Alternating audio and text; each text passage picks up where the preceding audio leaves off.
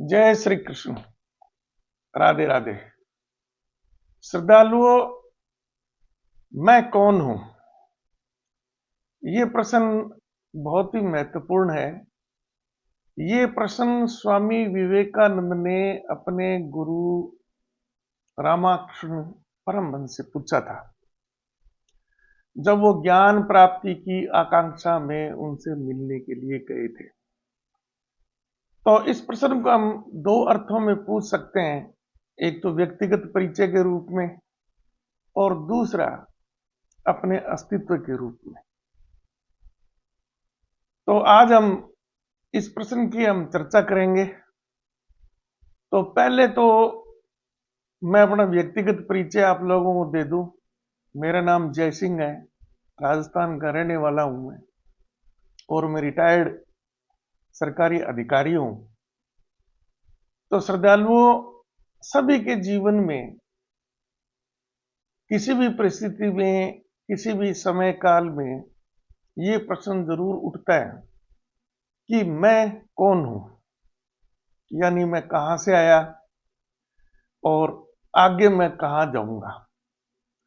काल परिस्थिति के हिसाब से जो बहुत जिज्ञासु होते हैं, उनकी मानस प्रवृत्ति इस प्रकार की होती है, जैसे कि स्वामी दयानंद सरस्वती थे, स्वामी विवेकानंद थे इत्यादि।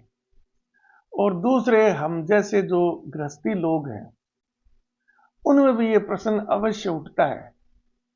किसी में युवावस्था में उठ जाता है, किसी में गृहस्थ आश्रम की स्थिति में उठ जाता है, किसी की वानप्रस्थ आश्रम की स्थिति में उठ जाता है, किसी में ये संन्यास आश्रम की स्थिति में उठ जाता है। तो पहले मैं अपना आपको परिचय दे दूं, जिससे आपको क्या है कि मेरी रुचि क्या है, मैंने क्या अध्ययन किया है, और ये जो विषय आज मैं एक वीडियो के रूप में आपके सामने लेके आया हूं, इसका कारण क्या है। उससे आसानी आपको ये रहेगी कि आप मेरे को ढंग से समझ पाएंगे, और जब आप मेरे से प्रश्न पूछेंगे तो मेरे को भी आपके प्रश्न को अच्छी प्रकार से समझने में सुविधा मिलेगी। तो एक मैं सामान्य कृषक परिवार से हूं, और मैं बेसिकली एक अध्यापक था। एमएससी की है मैंने फिजिक्स से, और मैंने पढ़ाया है। तो आप यही समझ सकते हैं कि आधुनिक विज्ञान, technology, engineering, computer science, artificial intelligence, इन सभी विषयों का मैं अच्छा ज्ञाता हूं। दूसरा, आप मेरी जो वेशभूषा देख रहे हैं अपने सामने, तो मैं अभी एक सन्यासी की स्थिति में हूं। तो इस स्थिति में कैसे पहुंचा हूं मैं, इसका मैं आपको संक्षेप में जानकारी दूंगा, ताकि आप अपने आप को मेरे से कोरिलेट कर सकें। तो राजस्थान में हमारे शिक्षा पद्धति इस प्रकार की थी कि 9वीं क्लास तक तो सामान्य शिक्षा ही दी जाती थी। 9वीं क्लास से हमें अपने विषय चयन करने पड़ते थे। तो मैंने भौतिक विज्ञान, गणित और रसायन विज्ञान, ये मेरे ऐच्छिक विषय थे, और बाकी अपने जो सामान्य विषय हैं। तो हमने साइंस 10वीं में पढ़ी, 9वीं में पढ़ी, 11वीं में पढ़ी, बीएससी कर ली, एमएससी कर ली सॉलिड स्टेट इलेक्ट्रॉनिक्स में, और मैं अध्यापन के क्षेत्र में आ गया। फिर मेरी जिज्ञासा हुई कि प्रशासनिक सेवा के क्षेत्र में अपना भाग्य आजमाया जाए। जैसे कि एक सामान्य पुरुष के लिए वो सेवाएं, वो आकर्षण का केंद्र होती है। तो मैंने राजस्थान प्रशासनिक सेवा की तैयारी के लिए अपने जो विषय हैं उनको चयन करने के लिए, जब मैं भारतीय दर्शन से संबंधित जो कोर्स था, उससे जो पुस्तकें मैंने पढ़ने की, तो रामायण महाभारत हमारे थोड़ा धार्मिक प्रवृत्ति का ही हमारा परिवार रहा है, तो इनसे हम मोटे मोटे रूप से वाकिफ थे। भगवान श्री कृष्ण, राधा जी, रामचंद्र जी, सीता जी इत्यादि। तो भारतीय दर्शन में वेदों से प्रारंभ करके लगभग इंडियन माइथोलॉजी की जितनी पुस्तकें हैं इंपॉर्टेंट, उन सभी का ही संक्षेप में उसमें अध्ययन करवाया जाता है। साथ में ही जैनिज्म, बुद्धिज्म, और जो अपने जो विभिन्न प्रकार के पंथ बने हुए हैं, जितने भी वेदांत हैं, उनसे संबंधित भी उसमें ज्ञान होता है। तो जब मैं आदि शंकराचार्य का अद्वैतवाद का मैं अध्ययन कर रहा था, उस वक्त मुझे क्या है कि अचानक से इस बात की जागृति हुई, या आप ये मान लीजिए उससे पहले मैं अंधेरे में ही था, और मुझे पता लगा भी जो आधुनिक भौतिक विज्ञान की जो लेटेस्ट थ्योरीज है, theory of relativity, energy mass conversion इत्यादि, आदि शंकराचार्य के अद्वैतवाद में एक ही तत्व की स्थापना की गई है, जिसे उन्होंने ब्रह्म या प्रब्रह्म के रूप में परिभाषित किया। वहां से मुझे ये लगा भी पूरी आधुनिक विज्ञान जो है वो जिस दिशा में जा रही है, वही बात आदि शंकराचार्य मेरे को बता रहे हैं। तो उस वक्त मेरे पास समय नहीं था, तो मैंने अपने राजस्थान प्रशासनिक सेवा के हिसाब से अपने पसंद के विषय मैंने चयन कर लिए थे। इंटरनेशनल लॉ मेरे पास था, भौतिक विज्ञान था, एग्रीकल्चरल इंजीनियरिंग थी, और एक स्टैटिस्टिक्स थी, गणित का एक भाग है, और मैंने भारतीय प्रशासनिक सेवा में क्वालिफाई किया, और आज मैं आपके सामने हूं। और जब मैं नौकरी में आ गया, जैसे जैसे मुझे फुर्सत मिलती गई, तो फिर मैंने नए सिरे से फिर वेद, उपनिषद, वेदांत, श्री कृष्ण चरित्र, गीता और अन्य जितने भी पुराण इत्यादि संबंधित जो मेरे जिज्ञासा के अनुरूप विषय थे, उन सभी को मैंने अध्ययन किया। साथ ही भारतीय प्रशासन राजस्थान प्रशासनिक सेवा की पुस्तकों का जब मैं अध्ययन कर रहा था, तो मनोविज्ञान को भी मैंने अपनी पसंद का विषय पाया था। वो काफी साइंस से संबंधित थी। मनोविज्ञान का जब मैंने अध्ययन किया, तब मुझे पता लगा कि हिप्नोटिज्म, सम्मोहन, मानसिक शक्ति इत्यादि, ये भी एक बहुत ही अच्छे ज्ञान के विषय हैं, जिनको समझे बगैर हम गीता को अच्छी प्रकार से नहीं समझ सकते। गीता में अध्याय नंबर 10 विभूति योग है, जिसमें कृष्ण भगवान मुख से अपने विराट रूप का वर्णन करते हैं, और जब अर्जुन को वहां से भी बात समझ में नहीं आती है, तो अध्याय नंबर 11 में विश्व रूप दर्शन जो अध्याय है, उसमें अपने विराट रूप का प्रदर्शन होता है। तो जब तक आप ये मनोविज्ञान का विषय नहीं समझेंगे, मानसिक शक्ति, सम्मोहन विद्या इत्यादि आप नहीं समझेंगे, तब तक आप इन विषयों को अच्छी प्रकार से समझ ही नहीं सकते।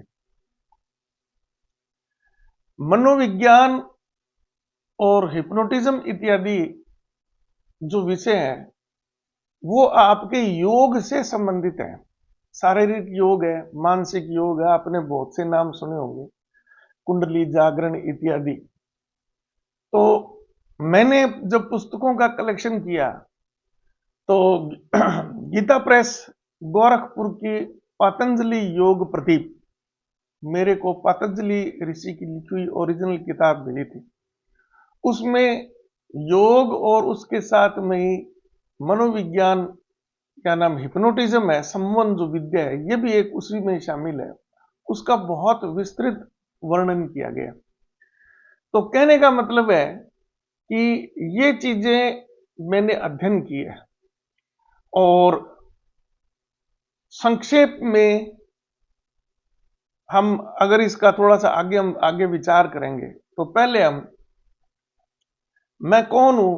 तो मैंने आपको जो बाहरी रूप, मेरा जो व्यक्तित्व परिचय है, व्यक्तिगत परिचय है, वो मैंने दिया है, और आज मैं इस स्थिति में इस विषय में चिंतन करने के लिए स्वतंत्र हूं, क्योंकि पारिवारिक परिस्थितियों से मैं गुजर चुका हूं। 65 वर्ष मेरी आयु है, 5 साल हो गए मेरे को रिटायर हुए, और पिछली बार जो कुंभ हुआ था, उसमें कुंभ मेले में गया था, और मैं क्या है कि वृंदावन में श्री राधा रसिक मंडल है संस्थान हमारे गुरु जी की, उससे भी मैं जुड़ा हुआ हूं। तो उस वक्त मैंने ये एक तरह से विधि विधान से मैंने दीक्षा ली है गुरु जी से। वैसे दीक्षित नाम जो मेरा है, वो श्री राधे दास है। ईश्वर की ऐसी अनुपम कृपा रही कि मैं पारिवारिक जिम्मेदारियों से पूरी तरह से मुक्त हूँ। मेरे बेटा और बहू दोनों डॉक्टर हैं, पोते पोती हैं। बेटी और जवाई दोनों IIT से इंजीनियर है, अमेरिका में है। दो ही है। अच्छी भली पेंशन मिलती है, साधन संपन्न परिवार है। तो मैंने क्या है कि कुछ किताबें लिखी थी और अध्ययन अध्यापन का मुझे शौक रहा था। तो आज जो युग आ गया है अपने पास में, मोबाइल सबके हाथ में है, इंटरनेट सर्वसुलभ है, तो किताबें वगैरह पढ़ने के लिए आज कोई मेहनत नहीं करना चाहता। तो हमारे जो मित्र वगैरह हैं, सत्संग हम करते हैं, साधु संन्यासियों से भी करते हैं, इष्ट मित्रों से भी करते हैं। तो उन्होंने मेरे को सलाह दी थी कि आप एक वीडियो सीरीज बनाओ जिसमें आप जो भी आप बताना चाहते हैं वो क्या है कि बहुत अच्छी तरीके से प्रचारित प्रसारित होगा और हो सकता है कुछ लोगों को इससे फायदा हो। तो उस संदर्भ में मैं ये वीडियो सीरीज बना रहा हूं ताकि सर्वसुलभ हो जाए। आप देखना ना चाहें तो आप सुन सकते हैं, आप देखना चाहें तो आप देख सकते हैं। बाकी ऑडियो बुक्स भी आपको बहुत मिल जाती हैं, सब तरह का लिटरेचर आपको उपलब्ध है। टीवी में आप देखते हैं, यूट्यूब पर इत्यादि पर सब तरह के सत्संग करने वाले व्यक्ति आपको मिलेंगे, साधु संन्यासी भी मिलेंगे, प्रोफेशनल कथावाचक भी मिलेंगे, AI जनरेटेड वीडियोस भी आपको मिल जाएंगी, फिल्म मिल जाएंगी, सब कुछ मिल जाएंगे। लेकिन मैं जो मेरा अनुभव आपको बताऊंगा वो एक साधारण व्यक्ति की जिज्ञासा और उससे संबंधित अनुभव है। हो सकता है कि इससे आपको फायदा हो जाए। तो स्वामी विवेकानंद जब ज्ञान पिपासा के लिए, ज्ञान के मार्ग को खोजने के लिए भटकते भटकते कई उस वक्त के साधु सन्यासी इत्यादियों से मिले थे, लेकिन उनको कहीं पर भी संतुष्टि नहीं हुई थी। अंत में वो रामाकृष्ण परमहंस के मठ में पहुंचे दक्षिण भारत में। तो उस वक्त गुरुजी क्या है कि थोड़ा ध्यान मग्न थे, तो स्वामी विवेकानंद जाके चुपचाप वहां पर बैठ गए थे। गुरुजी जब ध्यान से मुक्त हुए तो उनकी दृष्टि एक सामने युवा बैठे हुए युवा पर पड़ी। बहुत ही सौम्य व्यक्तित्व का युवा था। तो गुरुजी जिज्ञासावश, जैसे हम कोई भी आने वाले व्यक्ति से पूछ लेते हैं उसके परिचय के रूप में, तो गुरुजी ने उनसे प्रश्न पूछा कि तुम कौन हो। दयानंद स्वामी विवेकानंद जी ने उसी प्रश्न को दोहराते हुए गुरुजी से अगला प्रश्न दाग दिया कि गुरुजी, मैं खुद ये जानने के लिए आया हूं कि मैं कौन हूं। मैं इसी प्रश्न के उत्तर के लिए ही भटकता रहा और आपके पास पहुंचा हूं। आप मेरे पर कृपा कीजिए। गुरुजी उस व्यक्ति की गंभीरता को पहचान गए। गुरुजी ने कहा, कोई बात नहीं, मैं तुम्हें इस मामले में दीक्षित करूंगा। और फिर उन्होंने स्वामी परमहंस की शिष्यता स्वीकार की और आगे की कथाएं और उनका जो भी इस विषय में ज्ञान था, वो योगी भी थे और मनोविज्ञानी भी थे, उनके बारे में बहुत सी कथाएं प्रचलित हैं। सम्मोहन विद्या के अच्छे वो ज्ञाता हो गए थे, सम्मोहित कर देते थे। तो आगे भी अब इन विषयों की जानकारी हम प्राप्त करेंगे। तो ये वीडियो सीरीज है, कोशिश यही रहेगी कि आधे घंटे में एक एपिसोड खत्म हो जाए और अधिकतम 40 मिनट से ज्यादा नहीं, क्योंकि अध्यापन के अनुभव से मुझे पता है कि इससे ज्यादा फिर विषय श्रोताओं के लिए थोड़ा सा सुनना और सीखना मुश्किल हो जाता है। उसके बीच में थोड़ी सी रेस्ट होना जरूरी है। तो ये पहला एपिसोड तब यहीं पर ही समाप्त करेंगे।